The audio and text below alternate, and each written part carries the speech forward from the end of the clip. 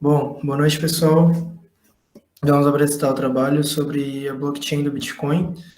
Os integrantes são Cainão, Gustavo, João Vitor e eu, Rodrigo.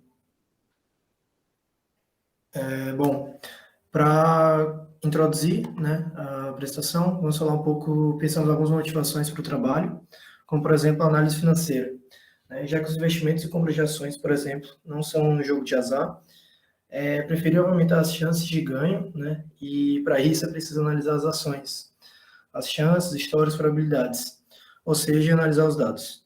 Além disso, como as criptomoedas são relativamente atuais, novas, a forma de análise on-chain é uma dessas análises e visa monitorar a blockchain, tendo como finalidade ter uma melhor tomada de decisão sobre o momento de comprar ou vender.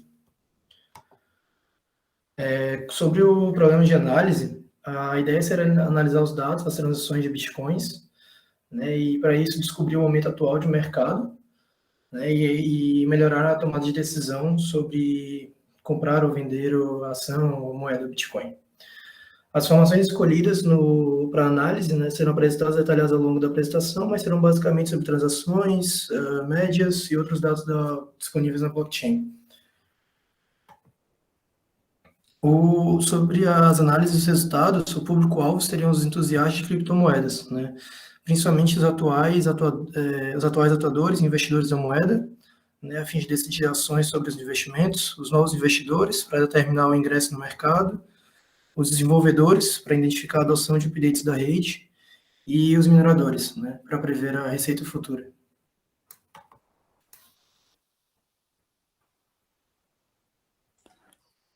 Eu vou falar um pouco sobre as coleções de dados que encontramos. A principal coleção de dados que a gente vai usar se encontra na ferramenta BigQuery, dentro da GCP.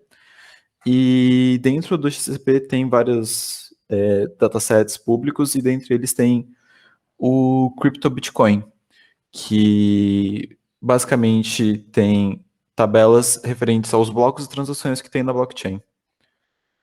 Além dessa coleção, a gente também vai importar o preço diário do Bitcoin através do CoinMarketCap, e esse possui dados desde abril de 2013.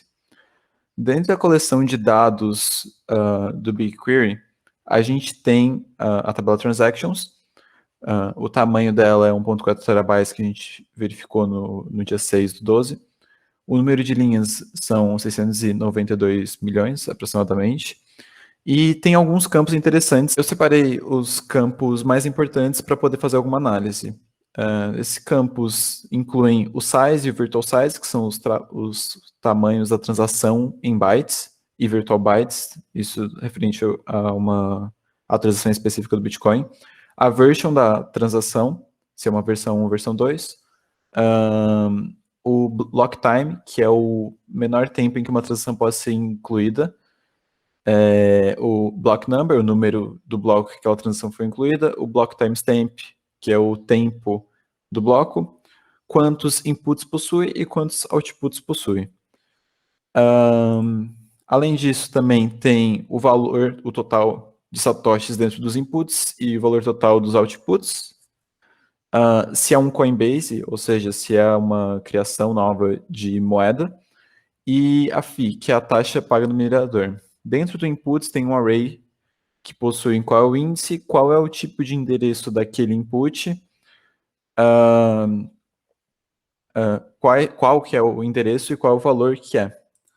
E nos outputs tem o índice também, o tipo do output, o endereço do output e o valor de satoshis. Também tem a tabela blocks, que na nossa pesquisa o tamanho era de cerca de 200 GB e perto de 700 mil linhas. Aliás, mais, né?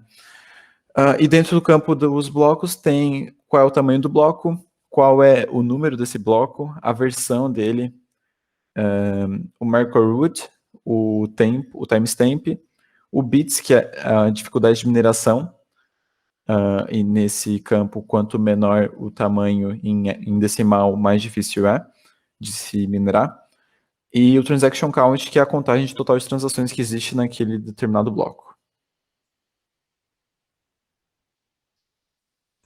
Bom, agora eu vou falar um pouco sobre a nossa segunda fonte de dados aí, a nossa coleção, que é o CoinMarketCap.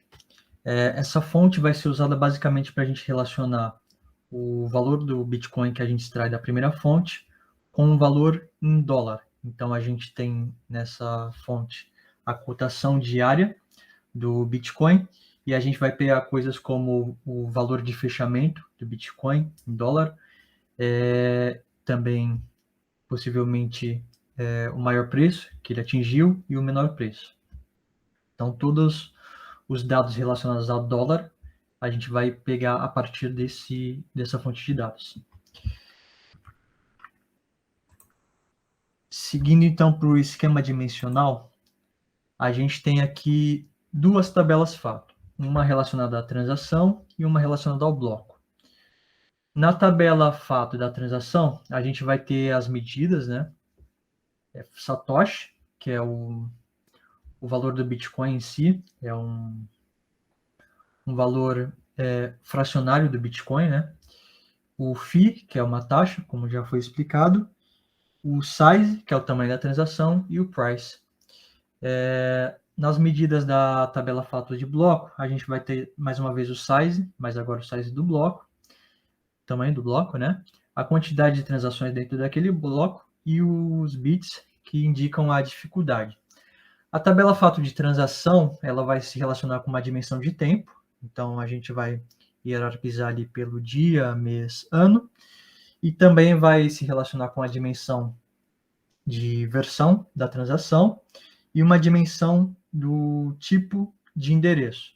O tipo de endereço vai ser aplicado sobre a carteira de quem está enviando a transação, então ID input address type, e a carteira de quem está recebendo a transação. Então, o tipo das carteiras vão ser relacionadas dessa forma. E, por fim, a gente tem os relacionamentos da tabela fato-bloco. Mais uma vez, ela vai estar relacionada ali com a dimensão de tempo e também vai estar relacionada com a dimensão da versão do bloco. Seguindo, então, para as funções de agregação, a gente vai ter soma, média, mediana e máxima para o Satoshi, máxima, soma e mínima para a contagem de transações, máxima, média, mediana para fee e para size.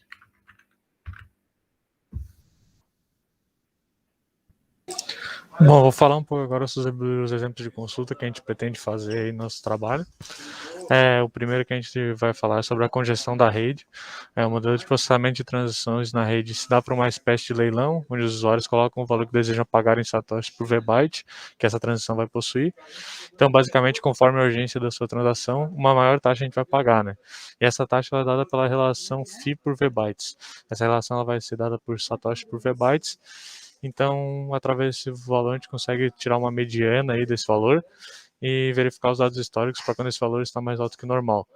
A gente utiliza a mediana porque, apesar de possuir uma seleção meio que automática, assim, o usuário pode selecionar, ele pode escolher ali em quantos blocos ele quer que essa transação aconteça. Ele também pode selecionar de forma manual. Então, a gente pode ter umas transações aí muito fora do normal e podem fazer com que a média aritmética puxe muito para cima ou para baixo o valor. Por isso que a gente resolveu utilizar a mediana. Então, com a mediana, a gente pode ver que se a gente tem um valor muito alto para a mediana, significa que a gente está tendo uma demanda maior para as transações serem adicionadas de forma mais rápida, então, possivelmente, a nossa rede está congestionada. A outra consulta que a gente pensou é o volume de bitcoins. Então, é possível buscar o volume diário de bitcoins transacionados na rede. Então, assim, a gente pode verificar se muitas moedas estão mudando de carteiras ou se a rede ainda está parada. Se a rede anda parada, né? Então isso é muito interessante porque mostra se os usuários estão realmente ali usando, movimentando esses bitcoins de uma carteira para outra em um determinado preço, se o preço está baseado apenas em especulação e ninguém realmente está utilizando esse valor. E por último, o que a gente pensou é buscar pelo uso de novas versões. A gente consegue verificar a adoção de um novo update na rede Bitcoin, olhando para a versão desses blocos ao longo do tempo. E quando uma update é adotada, os mineradores publicam a versão da blockchain no campo version do bloco, sinalizando qual versão estão e se desejam realizar uma possível update que esteja ocorrendo no sistema. Isso aí é dado por... ele pode passar essa informação e qual versões ele está aceitando e tal, qual que ele está transicionando. E recentemente a gente teve a atualização do Taproot, que os mineradores sinalizaram pela adoção, e daí caso 90% dos blocos em um dado período de tempo tivesse sinalização, a rede estaria preparada para receber essa nova update. Isso aconteceu ali por novembro, mais ou menos. Foi um caso bem interessante, se alguém quiser até pesquisar aí sobre essa atualização. E mais é isso que a gente pensou de início. Talvez se a gente pensar algumas coisas novas, essas dimensões podem mudar um pouco, pode ter umas novas consultas, mas de maneira geral foi isso aí. A gente agradece a atenção de todos aí. Se tiverem perguntas, a gente está aberto aí a responder. E é isso, tá bom? Obrigado, pessoal. Até mais.